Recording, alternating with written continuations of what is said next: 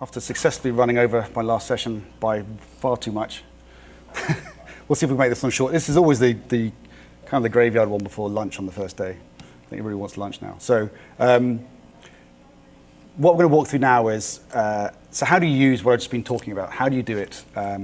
And hopefully you guys will be doing it, and we'll show you. So either you should have the exercises document that's on the link that they put up this morning. If not, we have the exercises at that particular link as well, and that will take you to the exercises. I'll just show you what that looks like. It's just on our collaborative site. That's just as easier place to have it. Does anybody use Postman?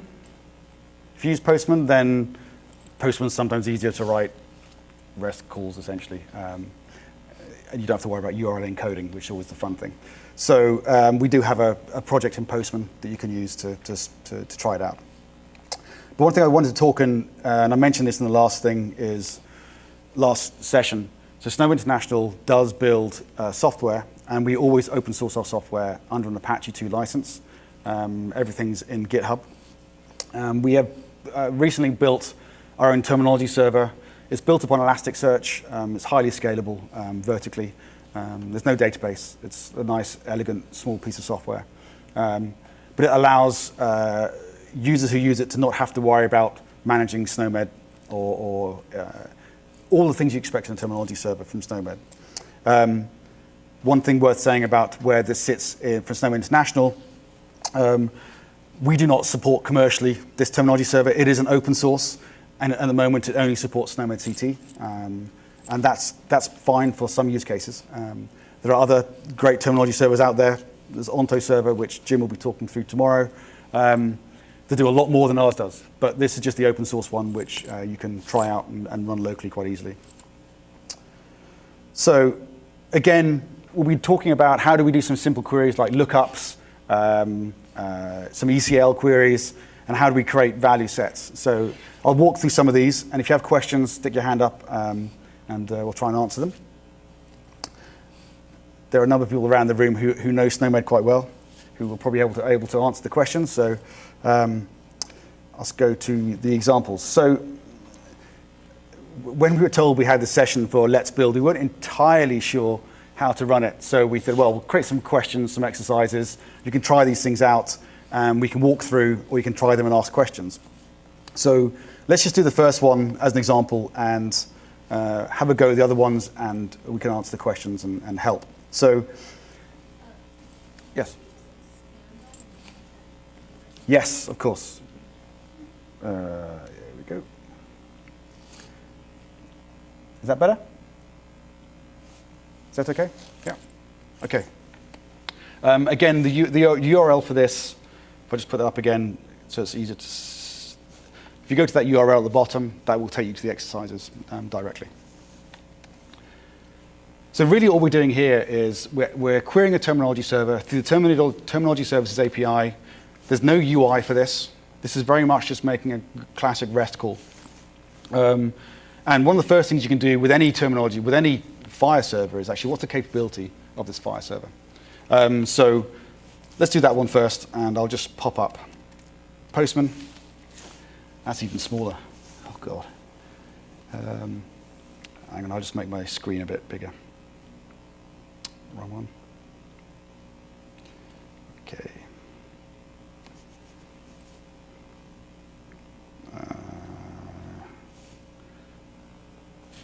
Yeah, I think that should be big enough. Okay. So this is in our Postman collection, which is on the link on the other page. So we're going to get the server capability statement. It's a very simple URL, which is FHIR, metadata, and then question mark, and then pass the parameter. We always return in JSON, just because it's convenient. Now, if I run this in Postman, this runs off our terminology server, which we have sitting public, which has the URL. Here we go. Snowstorm FHIR snowmedtools.org FHIR. And if I want to run that myself from here, then I'll just click on that link. Now, we haven't got anything at our base at the moment, but I'll get the metadata format JSON. And so I want to put that into the URL.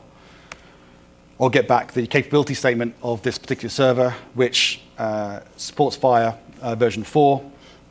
It provides the resources for code system, concept map. You can read and can update, delete, and create value sets. And you can look up, translate, expand, and span. So very simple capability statement. What is this server going to use? Always useful to query that first. Did everybody get to that URL? That's really the easiest URL here. Okay.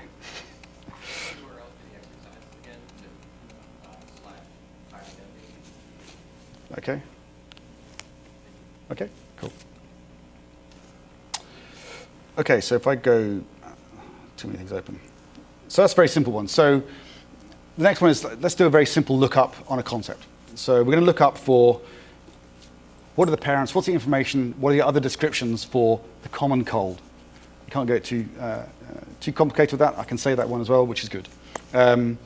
One thing in this page, you'll notice that each of these are a link. These open up the SNOMED browser. There is a browser, so you can actually see SNOMED concepts. So for example, if I click on this, it just should open the common cold. And you can see there are a lot of synonyms. There's parents and children. And this is just how SNOMED International represents its readable version.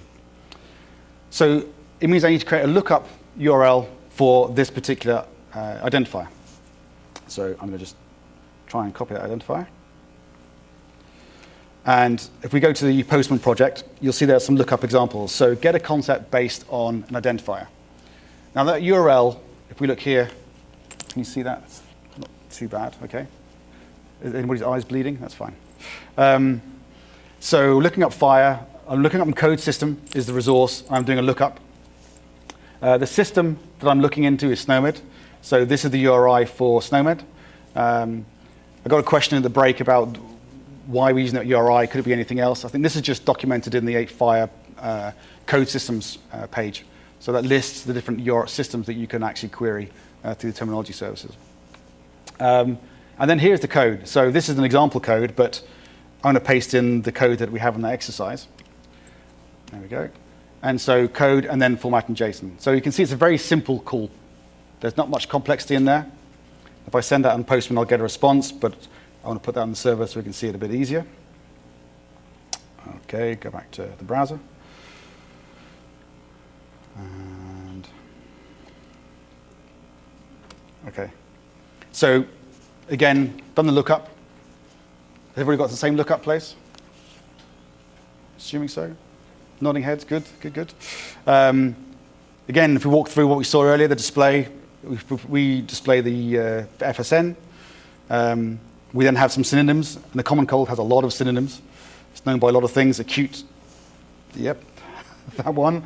Infective rhinitis, infective, there's a lot of synonyms in here. So if we scroll all the way down, keep on going, we'll start to get past the designations into properties. The effective time, this concept was created in 2003. We have a module ID. Again, this module ID is specific to the International Edition, so we know this has been created at SNOMED International. And it has one parent, but it has no children. So this is a leaf node in SNOMED. There's no more children, no more descendants. This is that particular concept. Okay, did everybody get that? Yeah, cool. So let's look at the next one, which is just an extension of that. Look at the exercise. Wrong one. Now get it back in Spanish. So what do you do when you get that back in Spanish? So we've got the ID again. And if you remember the way to get it back in Spanish, one, you could use the HTTP headers. That is one way to do it. But it's also quite useful to explicitly say the language you want the display back in. And the reason for that is there are some countries that have more than one language. And so you don't want to just choose maybe one. You might have to choose more than one. So you can't depend on the HTTP header for the language. So we're going to go to display it in another language. And that means using the display language parameter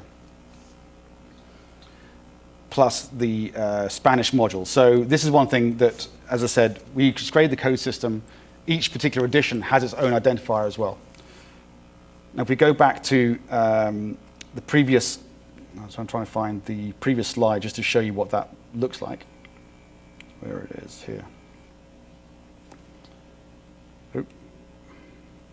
Where's my slides got? There we go. Hang on a second. So if we go back to some examples with Spanish in it, just to show you. Okay. So you see here in these examples we had, give me a Spanish one. So here we have the Spanish system, which is the SNOMED.info SCT and then the ID. And we have the display language as ES, so the ISO code for Spanish. So let's take that particular display language. Let's take the code system and display language. So I'm just going to cheat by copying and pasting. Go back to our browser. So we have the system up here. And I'm going to replace that with the Spanish. Okay, that's right, yeah. And then I'm going to add display language equals ES. So it's and is it underscore? No, it's not underscore. Okay. It's camel case. Okay. Display language ES. And so that's what that URL looks like. You see the difference being the code system and the display language.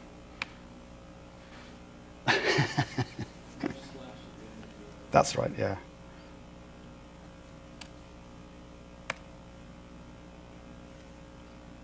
What am I missing? If there's a separate rec set, is that is for language? Why do you just specify display language on top of using the Spanish? That can actually. So for example, Yeah.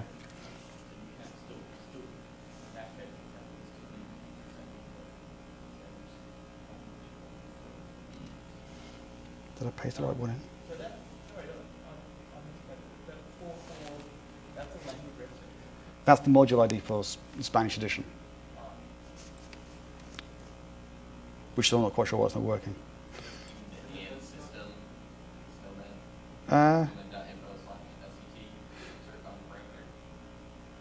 No. You have it in some of your GitHub example ones. Oh, okay. And just based on the diagnosis, it looks like that might be it. Okay, let's just go to get from the GitHub repository.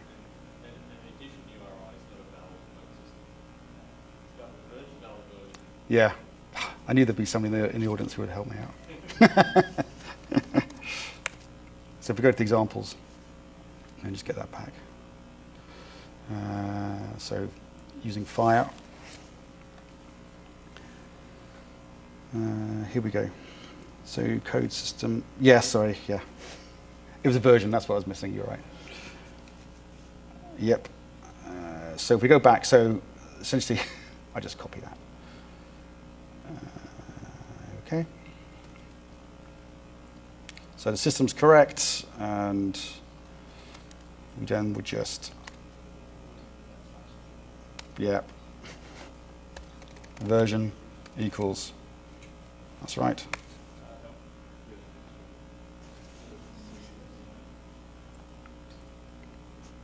That should come back with Spain. Okay. Oh, sorry. Yeah. It's a new parameter you can find. So here we go. Yeah, finally. So you can see the display comes back in Spanish. So again, we're just getting the same information with using the particular Spanish synonyms. We also return in the English ones as well, because back to your point earlier, they do come back. They are part of the edition as well.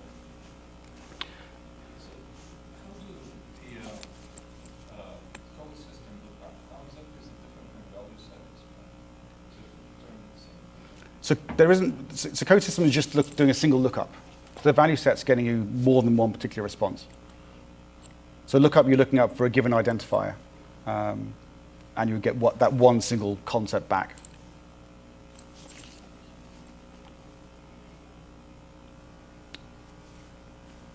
If you look at some of the other examples on here, which is getting the normal form, as explained earlier on, how do we get the normal form back? Again, that's just another parameter, which is, we have that one in Postman. So you can see it's the same as information form, but it adds a property of normal form. and sufficiently defined if we wanted to, but we'll just get normal form. And whilst we're at it, we'll keep it coming back in Spanish. Okay. And so when we scroll down here, we'll see lots of all the different designations that are on common cold in Spanish and in English, so it's double. And then we have the normal form, which gives you the machinable expression to describe that particular concept. So lookup is, well, I made it look more complicated than it actually is. If I paste the right thing, it's more straightforward. But generally, it's a very simplistic lookup, get the information back.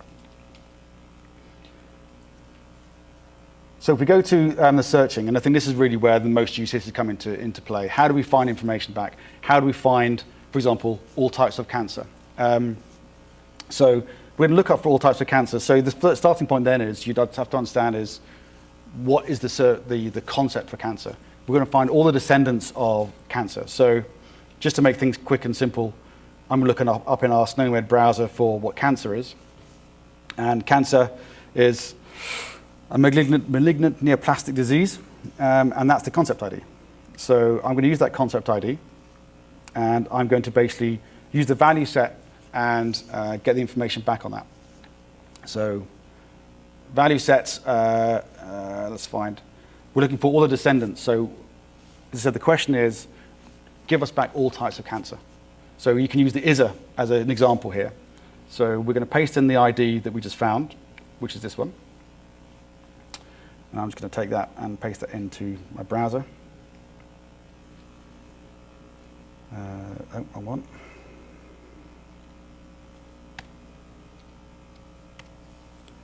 And then this gives me the value set back with the ISA. So these are all a type of cancer. So there are 4,247. If you see in the URL, I've just said give me a count of 10 back, just to save me bringing it all back. You can use offsets as well, the classic paging mechanism. So these are just 10 of those that come back. So all of these are a type of cancer. Next exercise was, so same thing. We could return related to asthma, but returning in Spanish. But we'll just take the heart one. Here we go. So this is the type of asthma. So here we go. See, we're noting we're doing a value set expand again. The URL in this scenario is actually the Spanish. It's interesting that's the URL, not the version, but yeah. And we're searching the whole of SNOMED. Oh, this one's actually the wrong one, but I just want to take that URL, sorry. I'll take that URL. And if we go back to the browser, so here we've done the call. I'm going to replace the URL with the Spanish one. Here we go. And so we do the same search and then put display language. There we go. Equals ES. Then we get the same things back in Spanish. So again, that's the multilingual aspect. It allows you to get different languages. It's just useful to see that. Yep. There are 21 concepts that are not descendants of that concept, but that do have an associated morphology in them. Yeah.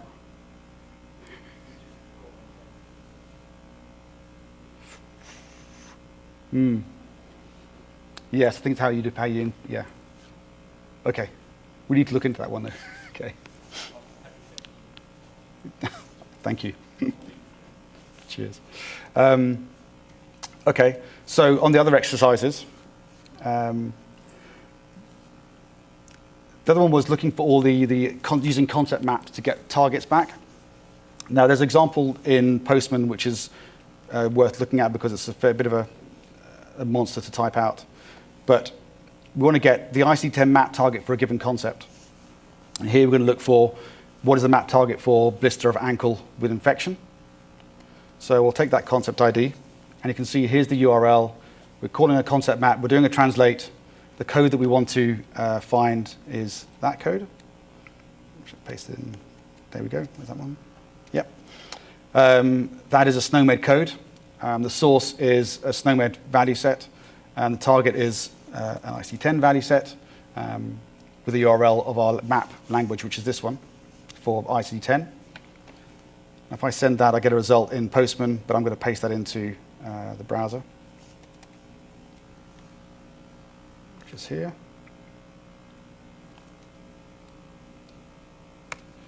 And so there are two map targets for this particular concept.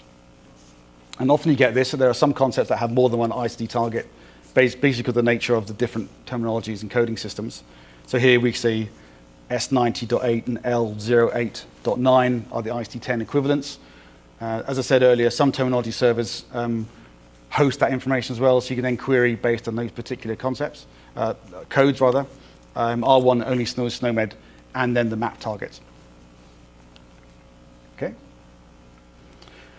But then you get into the interesting ones. Sorry, go on. Does every, so when you're looking at multiple or at different languages, trying to display different languages, is every single concept mapped to every single language? And if each given concept doesn't have a map to another language requested in that language, will it not return it? Will it return it in the language that it's mapped to? Well, so the first point, not every language has completely translated SNOMED. So Spanish is completely translated, as is Swedish. There is some coverage of languages like French, Danish.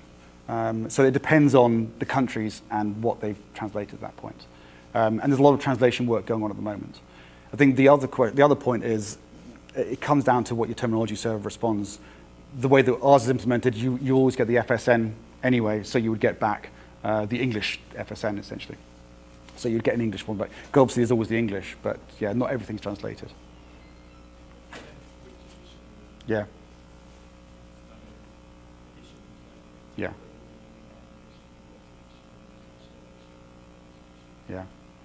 Yeah, so the international edition doesn't have any translations, but then they're extended by Spanish, by Swedish, by Danish, and so on. So. Okay. That's that one. On the terminology server, we do have maps, as I said, to ICPC, ICNP, and other ones. And so similarly, you could look up those if you wanted to. The other exercise. There we go.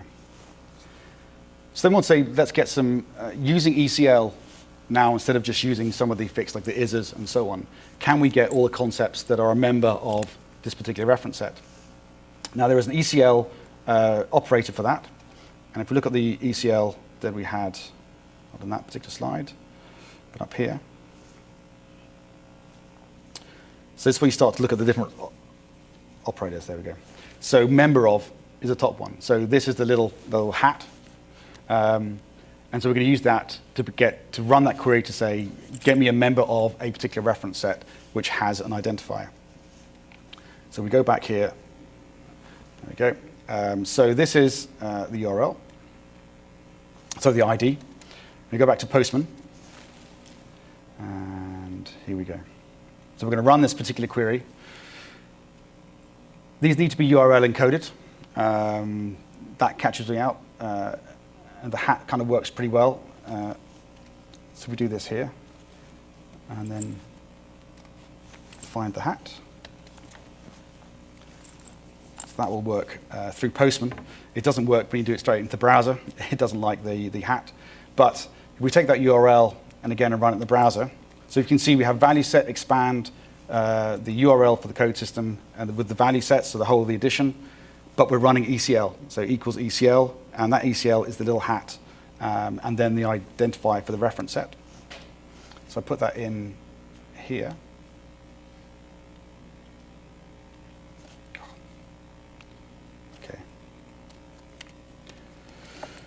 And so just so you can see, when you're in the browser, browsers don't like the hat, basically. And the hat is percentage 5e when you encode it. 5e. Obviously, if you're calling it from an app, then you'd expect it to be URL encoded directly in the code. But here we see it translates it as it comes back. And these are the members of that particular reference set, which again is the general practice, family practice reference set. And again, we've just limited it to 10. So that's a quite simple one. But then I think then you go into, so how do we query that particular reference set? How do we refine down what we're trying to do? So how do we get all members of that reference set that are a type of fracture of bone? So we start to build out that query. So we're saying members of that ID and are a type of fracture. So the way I've just said it kind of gives it away, really. Oh, not like that, sorry. I'm just trying to get the ID. There we go. So if we go back to the your Postman just to show what it looks like. So again, the ECL is member of that reference set, and then you would have and is a type of fracture. Now if I run that in Postman, it does nicely clean it up for you. But you can see here, one thing that's just worth noting, when I showed the examples on the slides previously, we had the words. So essentially, you would link the preferred terms. So it makes it human readable. Now, when you're working within software, you don't need to have the terms because they're always the same. So we always cut them down just because there's some very long terms that won't be acceptable in the URL. So here, for example, we've run that. There are 91 results of that. So in that particular reference set, there are 91 things that are a type of fracture. So you can see as you go down, compression fracture, pathological fracture, and so on. So see, we've taken the member of, and we've essentially used and then just added another query to that. So you can build up these queries to become quite powerful. So then you get something more interesting, like, well, we need to find all the respiratory disorders that are due to an allergic reaction. So these aren't in a reference set. So I want to find all the concepts that are a type of respiratory disorder that are due to an allergic reaction to pollen. So we have to build out that ECL. So let's do that. So we're going to look up respiratory disorders. So what is the concept for that? So we go to our browser and we look up respiratory disorders, basically. And here we go, respiratory disorder. This is the concept we want to start with. So we want all the things that are a type of that. So we start with that. In our ECL here, just space it out so you can see it. So we're going to say, not do that. So it's a type of respiratory disorder. But they want to say where the concepts have a due to attribute of an allergic reaction to pollen. So a due to attribute is also a concept in SNOMED. So if we look up that, and we go here and we say due to, then you can see it's a concept. So we start to build up this query. So we're going to take that attribute, and we're basically making this a composite query. So I want all those types of respiratory disorders where the due to equals, and then we're going to look up allergic reaction to pollen. So we'll look up allergic reaction to pollen. Reaction pollen. Here we go.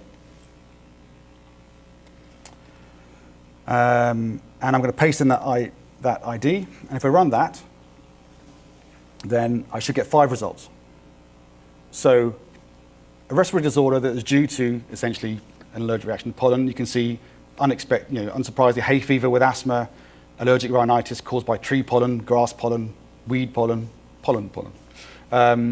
So that's, you can see that query we built up. And again, these are very simplistic, but it allows you to start saying, if you wanted to find information on patients who have issues with allergic reactions to pollen, then this is how you start to find that information.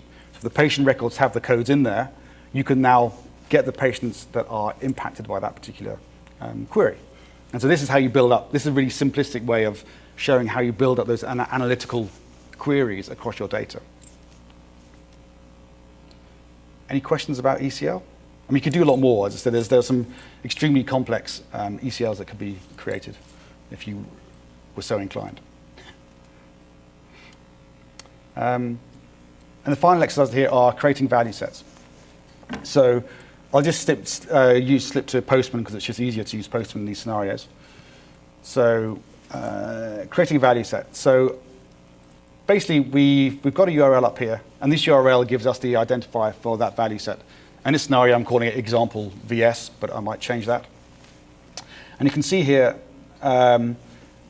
this expands out that particular JSON. So there's an JSON that's on that particular page you can download that looks something like, just find it.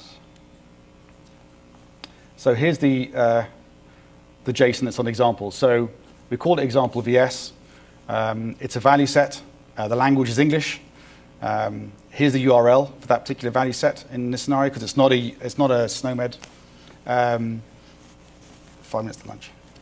It's not a SNOMED value set, reference set. We're giving it three things in there. One is the address use code from FHIR, but then we have 2 SNOMED codes that we're also adding to that value set. So you're showing we can build these value sets up based on more than just SNOMED codes. So I'm going to take that and put that into the body of the call, which is here, and essentially putting a put. Basically, that's it done. There's no particular response. Just get a 200 back as a status. Now, if I want to see what have I created that, I then list it out. Let's go to here. I can list all the value sets on this particular instance by just saying value set and not adding any other parameter there. And you'll see that when we come these back, we've got chronic disease, which ECL we'll talk about in a second, but the example I just created, that kind of comes back. If I want to receive that value set back, I can just change the URL up here. Ooh. Let's get it right. And that gives me back the value set. So it's a very simplistic implementation of value sets. We haven't got a lot of complexity around there. This is just to demonstrate how you would do these. The other value sets that get interesting, we touched on this in this previous session, was creating the intentional value sets. And so this is where the ECL and value sets kind of come together. And so if I look here, here's an intentional one that we're calling chronic disease value sets. It's very simplistically, it's a value set. The ID is chronic disease value set, and then URL is actually the ECL URL. So we're saying we want to get all types of this particular chronic disease.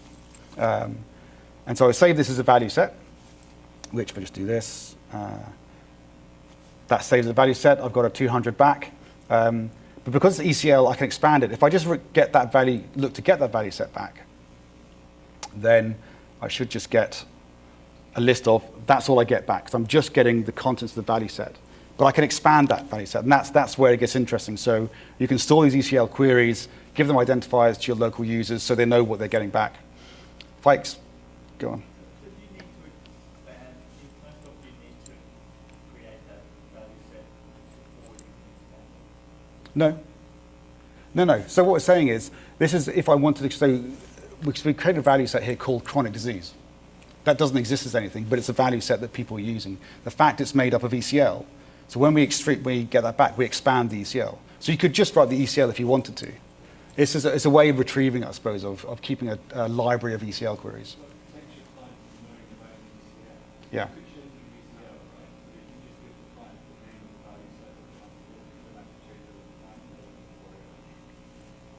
So for example, we take that, it was chronic disease VS, it's up here, and then expand that. So that's going to expand the value set. Then it essentially doesn't work. Of course, it doesn't. What did I do incorrectly there?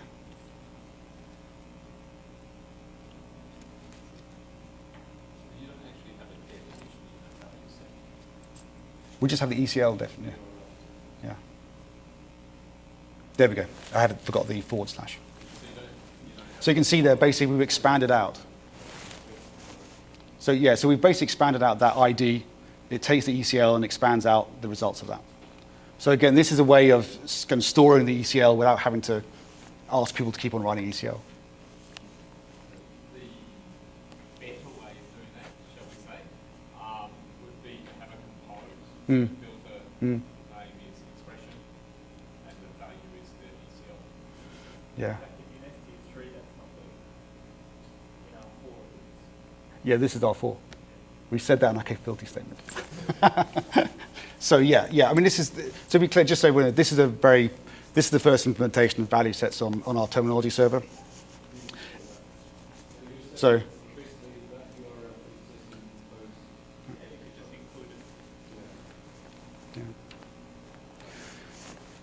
so I think lunch, I can see people getting for lunch, so if you want to beat the queues, I think that's it. If anybody has any questions, please come and see myself or Peter.